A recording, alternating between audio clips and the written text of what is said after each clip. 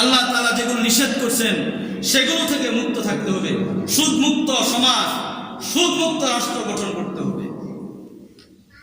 অশ্লীলতা, বেহায়াপনা, নাচ গান, যেগুলোর কারণে আল্লাহ রাসূল বলছেন ভূমিকম্প হয়, সমাজের শান্তি দুর্বৃত হয়,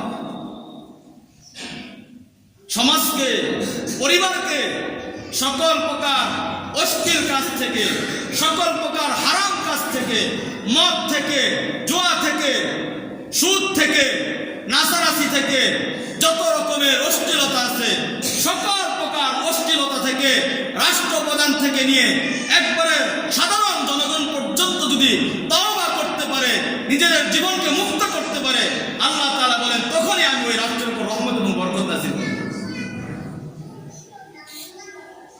হিংসা মুক্ত সমাজ গঠন করতে হবে। এটাও গুনাহ। হিংসা, জুলুম, কারো উপর জুলুম করা যাবে না, রাষ্ট্রের কারো উপর জুলুম করা যাবে না। এদেশের যারাই নাগরিক, মুসলিম হোক অমুসলিম হোক, যে কোনো দলের লোক হোক না কেন, যে কোনো পেশার লোক হোক না কেন, আমার দল করে নাই এই জন্য তার উপর জুলুম করা যাবে না। তখন রাষ্ট্রের বরকত নষ্ট হয়ে যাবে। যে দুশমন তাকেও সহযোগিতা করতে হবে, অসহায় মানুষের পাশে দাঁড়াইতে হবে, যারা অসুস্থ ব্যক্তি ওদের পাশে দাঁড়াইতে হবে। সমাজকে, গোটা রাষ্ট্রকে যদি গুনাহমুক্ত করা যায় তখন আল্লাহ তাআলা ওই রাষ্ট্রের উপর রহমত এবং বরকত নাযিল করবে। অন্যথায় ক্ষমতা আসলো কিন্তু গুনাহমুক্ত কোনো পরিবেশ নাই। মুসলিম সমাজের মধ্যে রাতের বেলা ঘুমানো যায় না গানের আওয়াজের কারণে, কথা বলেন ঠিক কিনা? গানে ঢোলের আওয়াজের কারণে ঘুমানো যায় না।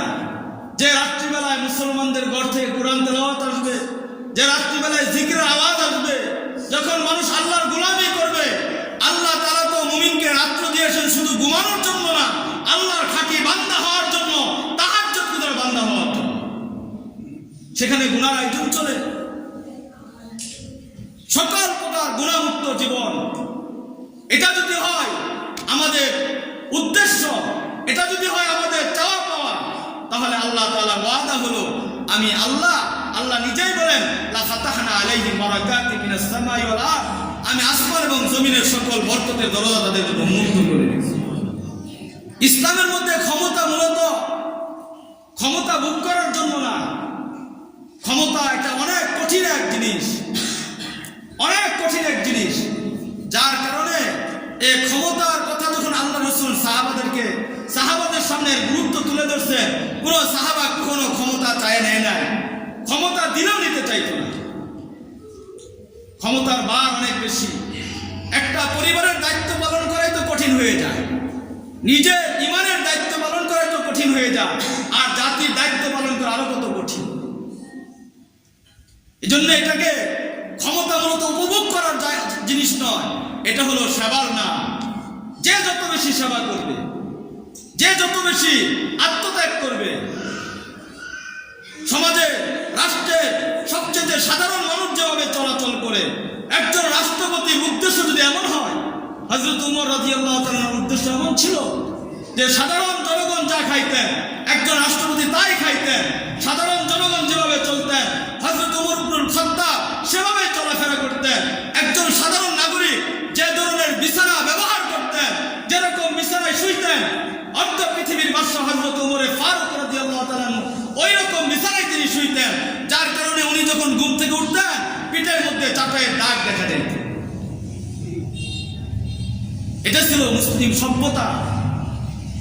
আজকে তো আমরা ক্ষমতাকে এটা অনেক গর্বের এবং অনেক আনন্দের বিষয় মনে করি। সাহাবায়ে কেরাম কেউ ক্ষমতা নিতে চাইতেন না, ক্ষমতা দিলে কান্না করা শুরু করতেন যে না, এই ভার আমি কখনো গ্রহণ করতে পারবো না। ইমামে আজম আবু হানিফা রহমাতুল্লাহ আলাইহি, নুমান বিন সাবের, ইমাম আবু হানিফা রহমাতুল্লাহ আলাইহিকে তৎকালীন বাদশা ওই রাষ্ট্রের বাগদাদের প্রধান বিচারপতি বানাইতে চাইছে। উনি বলছেন আমার দ্বারা সম্ভব না, আমি তো আমার জিন্দেগির হিসাবে ঠিক মতো মিলাইতে পারি না, আমি আমার প্রধান বিচারপতির দায়িত্ব কিভাবে পালন করব। উনি ক্ষমতা নেন নাই, উনাকে এই ক্ষমতা না নেওয়ার কারণে উনাকে জেলখানায় আবদ্ধ করা হয়েছে। উনি বলছেন আমাকে ফাঁসি দিতে পারো, আমি ক্ষমতার মস্তদে বসি। জায়নামাজের মস্তদ আমার কাছে ক্ষমতার মস্তদের চাইতে প্রিয়। তাহাজ্জুদের নামাজের মস্তদ আমার ক্ষমতার মস্তদের চাইতে আমার কাছে প্রিয়। মুসলমানদের তো এই আদর্শ ছিল, ক্ষমতা কেউ চাইয়া নিত না। ইমাম আবু হানিফা রহমাতুল্লাহ শেষে ওনার ছাত্র ইমাম আবু ইউসুফ রহমাতুল্লাহ আলাইকে এই দায়িত্ব দিয়েছে। আমরা তো এই জিনিসটাই বুঝি না। আমরা মনে করি এই যে ক্ষমতার লোভ, এটা মাত্র 200 বছর ধরে, যতদিন ধরে গণতন্ত্র পৃথিবীর মধ্যে আসছে ততদিন ধরে এই মুসলমানের মধ্যে ক্ষমতার লোভ এবং ক্ষমতার আশা ভরসা দিলের মধ্যে জাগ্রত হয়েছে। এই জন্যে এই রাষ্ট্রের বরকত তখন হবে যখন এটা যারা ক্ষমতায় বসে এরা এই রাষ্ট্রের মধ্যে পরিবর্তন করতে পারবে না। এর জন্য জনগণের সহযোগিতা, জনগণের কিসের সহযোগিতা? সেটা হলো গুনাহমুক্ত জীবন গঠন করার সহযোগিতা। এটা আল্লাহ তাআলার ওয়াদা। রাষ্ট্র সুন্দর করার জন্য আল্লাহ পাক কোরআনে হাকিমের মধ্যে ওয়াদা করছেন।